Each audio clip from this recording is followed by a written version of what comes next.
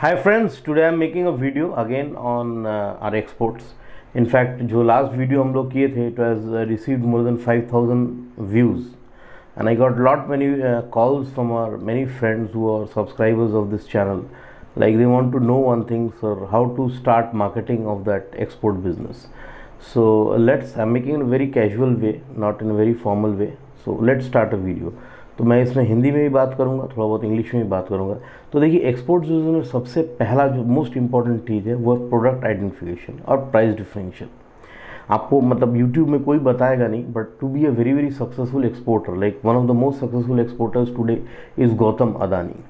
इसका पहले था धीरूभाई अंबानी। इनफैक्ट आप देखेंगे ये दो लेजेंडरी एक्सपोर्टर्स है जो कि really both of them are your school dropouts, college dropouts, कोई फॉर्मल एजुकेशन नहीं है, but they were one of the biggest exporters जो कि एक इंडस्ट्री पूरा क्रिएट कर दी on basis of export.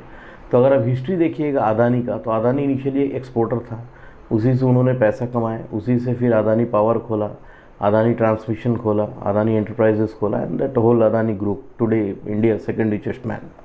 And second, if you see the history of Dhirubhai Ambani, Dhirubhai Ambani भी रिलायंस ट्रेडिंग कॉरपोरेशन से एज एन एक्सपोर्टर चालू किया था, उससे पैसा कमाया, नारोदा पाटिया जामनगर रिफाइनरी ही came up, then Patalganga refinery खोला एंड ऑल दैट।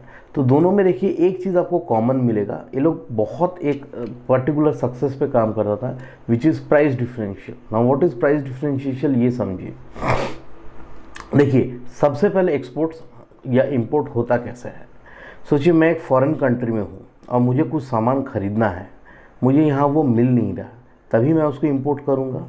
अगर मैं वो इंपोर्ट करूँगा तभी एक कंट्री उसको एक्सपोर्ट करेगा। मैं उसको दूसरा एक वे में आपको समझा रहा हूँ। सपोज़ आपको शादी करनी है, तो फर्स्ट वे जो होता है शादी करने का वो है कि आपका एक अफेयर हो, आपका एक गर्लफ्रेंड हो, तो बेस्ट तरीका है। और जो लड़की नहीं पटा पाया, जिसका गर्लफ्रेंड नहीं है, वो क्या करेगा, वो फिर माँ बाप को बोलेगा, सर मेरे लिए पिताजी एक लड़की खोज के दीजिए, अरेंज मैरिज करेगा। जो अरेंज मैरिज भी नहीं कर सकता, ये उसको लड़की मिल ही नहीं रहा, फिर हो जाएगा शादी.com, something like that. Export business भी ऐसे ही वर्कआउट होता। लोकल कंट्री में जब कोई मटेरियल नहीं मिलता या मिलता है तो उसका प्राइस बहुत ज़्यादा होता है, तब लोग इंपोर्ट करने का सोचते हैं। तो आपको स्पेसिफिकली वही प्रोडक्ट्स पे काम करना जिसमें कि प्राइस डिफरेंशिएशन हो। प्राइस डिफरेंशियल, जैसे मैं आपको एक छोटा सा एग्जांपल देता हूँ। मैं बेसिकली टेक्निकल बिजनेस हूँ, हम लोग एक प्रोडक्ट बनाते हैं वेंचुरी मीटर। एक वेंचुरी मीटर बनाने में इंडिया में हमको कॉस्ट पड़ता है 3.5 से 4 लाख। ये यूएस में बिकता है 20 लाख। तो आप सोच लीजिए, मोटा मोटी 15 लाख रुपया प्रॉफिट है on A investment of 4 lakh. अब ये कैसे पॉसिबल, ये आपको थोड़ा समझना होगा। देखिए, वेंचुरी जो होता है ये एक टेक्निकल प्रोडक्ट है जो कि एक 5mm स्टील शीट से बनता है, कुछ केस में 6, 7, 8 शीट्स में बनता है। अब यूएस में जो भी ये शीट्स बेचते हैं, यूएस में ऐसा स्टील प्रोडक्शन बहुत कम होता, मैक्सिमम यूएस में इंपोर्ट होता शीट्स। तो जो भी इंपोर्टर होता है ये बड़े कंपनीज होते हैं। अब कोई, मैं चाहूँगा कि भाई मेरे को 10 मीटर का शीट चाहिए, तो वो तो फिजिबल नहीं, इंडिया से कोई शीट इंपोर्ट करेगा। तो यहाँ बड़े बड़े इंपोर्टर्स होते हैं, जो बड़े इंपोर्टर्स होते हैं वो बड़े फैक्ट्री को कैटर करते हैं। तो छोटे जो बायर्स हैं उनको शीट खुदरा में नहीं मिलता, या मैं बोलूँ ये रिटेल में जल्दी मिलता नहीं है। तो नेचुरली अगर कोई वेंचुरी बनाता तो उसको शीट का स्टॉक रखना होता। तो शीट का जब स्टॉक रखेंगे तो स्टॉक का जो कॉस्ट है, storage cost, capital cost and interest cost, तीनों चीज़ ऐड करके फिक्स प्राइस बहुत हाई हो जाता।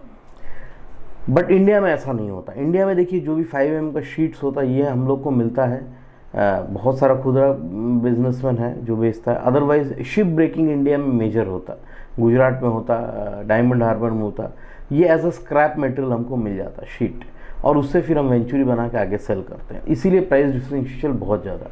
तो ये आइटम देखिए बहुत बढ़िया है एक्सपोर्ट करने के लिए, कि 4 लाख में आपका मटेरियल रेडी हो जा रहा है, 20 लाख में सेल हो रहा है। तो मोस्टली अगर आप एक्सपोर्ट्स में करना चाहते हैं, अपना प्रोडक्ट आइडेंटिफिकेशन कीजिए। मैं आपको थोड़ा हेल्प कर सकता हूँ। जैसे आप फोकस कीजिए इंजीनियरिंग प्रोडक्ट्स पे, आप फोकस कीजिए फूड प्रोडक्ट्स पे। Food again finished product. अगर आप चिप्स बेच रहे हैं तो कंप्लीट चिप्स। अगर आप बोलेंगे आलू हमको देना है, उसमें फ़ायदा नहीं, वो रॉ मटेरियल हो गया। या फिर आपको चावल एक्सपोर्ट करना है, उसमें भी उतना ज़्यादा फायदा नहीं, वॉल्यूम बहुत ज़्यादा है, प्रॉफिटेबिलिटी परसेंटेज कम है। बट यही अगर सोचिए आप आलू का कोई आइटम आप सेल कर रहे हैं, या चावल का anything, any finished product, finished food sale कर रहे हैं, तो ये बहुत ज़्यादा फ़ायदेमंद होता है। ऐसा ही अगर आप सोचिए any artistic thing like handicrafts, anything, ये एक्सपोर्ट करते हैं तो बहुत फ़ायदा है। तो सबसे पहले आप फोकस कीजिए एक्सपोर्ट्स करने का पहले कि आपका प्रोडक्ट डिफ्रेंशिएशन क्या है, प्राइस डिफ्रेंशिएशन क्या है और प्रोडक्ट आइडेंटिफिकेशन क्या है। नेक्स्ट मैं आपको जो वीडियो बनाऊंगा वो मैं बनाऊंगा how to market your product और look for buyers in international market. But buyer भी देखिए इंपॉर्टेंट नहीं होगा अगर आपका प्राइस डिफ्रेंशिएशन नहीं है। जो चीज़ 100 रुपये में मिल रहा है सोचिए दुबई में, और आपका मैन्युफैक्चरिंग कॉस्ट उसके 120, उसको तो एक्सपोर्ट करके फ़ायदा नहीं है। तो पहले प्रोडक्ट आइडेंटिफिकेशन कीजिए और प्राइस डिफ्रेंशिएशन आप देखिए किसमें मैक्सिमम हो रहा है। इसके बाद आप आगे फोकस कीजिए कि आपको अपना प्रोडक्ट को कैसे एक्सपोर्ट करना है। तो चलिए दोस्तों, मेरा जो नेक्स्ट वीडियो होगा वो वीडियो होगा on marketing your product and how to look for buyers in international market. चलिए दोस्त, थैंक यू।